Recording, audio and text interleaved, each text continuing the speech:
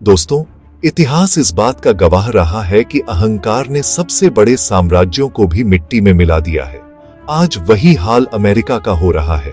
उसे लगा था कि वह हमेशा दुनिया की अर्थव्यवस्था और टेक्नोलॉजी पर राज्य करेगा, लेकिन हाल की घटनाओं ने अमेरिका को हकीकत का आईना दिखा दिया।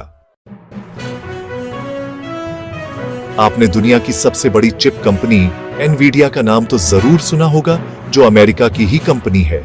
मगर अमेरिका के घमंड ने इसी कंपनी को सबसे बड़ा झटका दे दिया। दरअसल भारत और चीन कहीं आगे न निकल जाएं।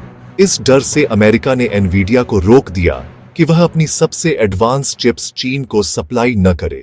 अमेरिका को डर था कि इन चिप्स से चीन उसे पछाड़ देगा। लेकिन भारत भी कहां पीछे रहता, क्योंकि अब भारत और चीन आपस में सहयोग कर रहे हैं और चीन ने भारत के लिए सबसे अहम रेयर अर्थ की सप्लाई फिर से शुरू कर दी है। यही वजह है कि चीन में एआई चिप्स के लिए एनवीडिया की कहानी अब बिल्कुल नया मोड़ ले चुकी है। अमेरिका ने अपने ही पैरों पर कुल्हाड़ी तो मारी ही, साथ ही एनवीडिया का भी भारी नुकसान करा दिया। इसी कारण दोनों के बीच तीखी बहस छिड़ गई है। तो आइए समझते हैं इस पूरे मामले को और देखते हैं कि इसमें भारत की भूमिका कहां खड़ी है। लेकिन आगे बढ़ने से पहले चैनल को सब्सक्राइब और वीडियो को लाइक जरूर कर दीजिए। कहते हैं ना कि जब किसी को रोकने की कोशिश करो तो कई बार खुद को ही बड़ा नुकसान उठाना पड़ता है। अमेरिका ने भी यही किया और इस बार नुकसान इतना बड़ा है कि उसकी भरपाई करना आसान नहीं होगा। असल वजह यही रही कि भारत और चीन आगे न निकल जाए। इसी डर में अमेरिका ने एनवीडिया को चीन में एडवांस चिप बेचने से रोक दिया। लेकिन यहीं से कहानी पलट गई। एनवीडिया ने अरबों डॉलर लगाकर नई H20 चिप बनाई, जिसे चीन की कंपनियां जैसे डीप सीक खरीदना चाहती थीं। तभी अमेरिका के कॉमर्स मंत्री हावर्ड लुटनिक ने इंटरव्यू में साफ कहा कि चीन को हम अपना पहला, दूसरा, यहां तक कि तीसरा दर्जे का प्रोडक्ट भी नहीं बेचेंगे। बस चीन ने पलटकर कह दिया कि हमें तुम्हारी चिप्स की कोई जरूरत नहीं। राष्ट्रपति शी जिनपिंग ने कंपनियों को आदेश दिया कि अपनी खुद की एडवांस चिप्स बनाओ और इस्तेमाल करो। अब जरा सोचिए, नुकसान किसका हुआ? चीन का तो बिल्कुल नहीं, भारत का भी नहीं। असली झटका अमेरिका और उसकी कंपनी एनवीडिया को ही लगा। नतीजा यह कि एनवीडिया के शेयर धड़ाम से गिर गए और निवेशकों को अरबों डॉलर का घाटा सहना पड़ा। दोस्तों, यही तो फर्क है अमेरिका और भारत में।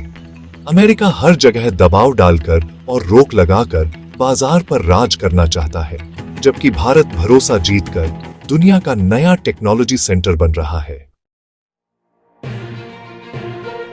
चीन अब अमेरिकी चिप्स छोड़कर अपनी बना रहा है और भारत भी इस मौके का पूरा फायदा ले रहा है।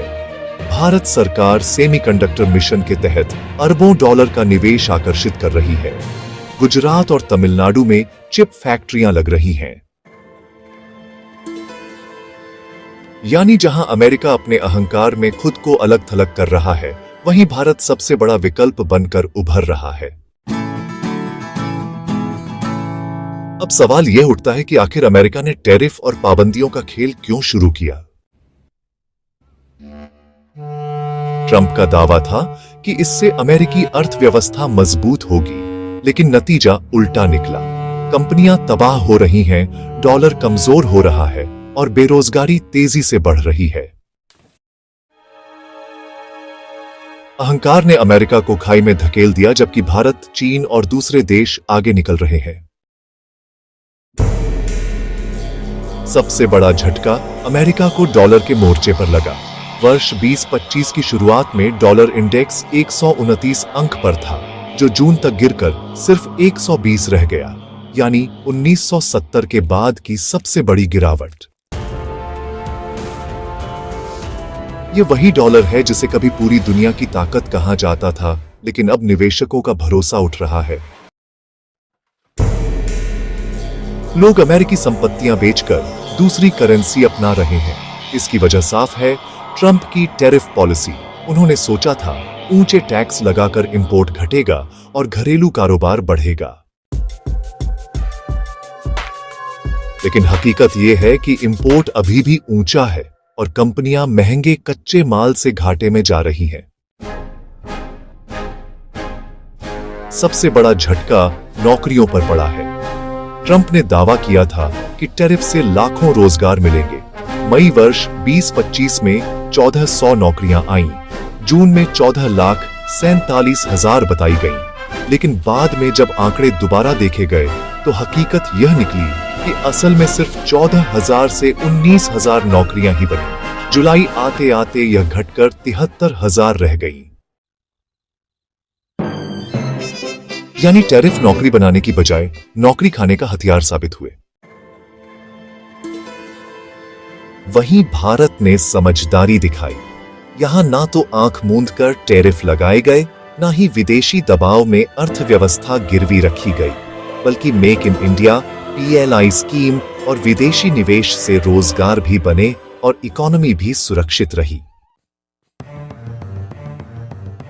अमेरिका में कंपनियां बंद हो रही हैं, लेकिन भारत में एप्पल, सैमसंग और माइक्रोन जैसी दिग्गज कंपनियां अपने कारखाने खोल रही हैं।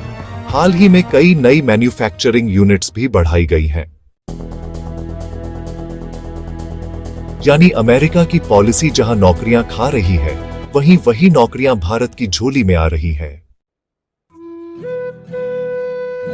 यह पहली बार नहीं है कि अमेरिकी टैरिफ पॉलिसी ने खुद अमेरिका की कमर तोड़ी हो। 1980 में जब शक्कर पर टैरिफ लगाए गए तो कीमतें इतनी बढ़ीं कि कोका कोला जैसी कंपनियों को मजबूरी में हाई फ्रुक्टोज सिरप इस्तेमाल करना पड़ा। नतीजा, महंगाई और ग्राहक परेशान। वर्ष 2002 में जॉर्ज बुश ने स्टील पर टैरिफ लगाया, जिससे ऑटो और कंस्ट्रक्शन इंडस्ट्री पर बुरा असर पड़ा और नौकरियां गईं। ट्रंप के पहले कार्यकाल में भी चीन के खिलाफ यही खेल खेला गया, लेकिन नतीजा रहा कीमतों में उछाल, अमेरिकी निर्यात में गिरावट और चीन का पलटवार। आज हालत और भी खराब है क्योंकि अमेरिका औसतन 19% तक टैरिफ बढ़ा चुका है। दोस्तों, अब सवाल आपसे, क्या ट्रंप की टैरिफ पॉलिसी अमेरिका को और नीचे ले जाएगी या फिर भारत जैसे देश इस मौके का पूरा फायदा उठाकर नए आर्थिक सुपर पावर बनकर सामने आएंगे? अपनी राय नीचे कमेंट में जरूर बताएं। वीडियो को लाइक, सब्सक्राइब और अपने दोस्तों तक जरूर शेयर करें। जय हिंद।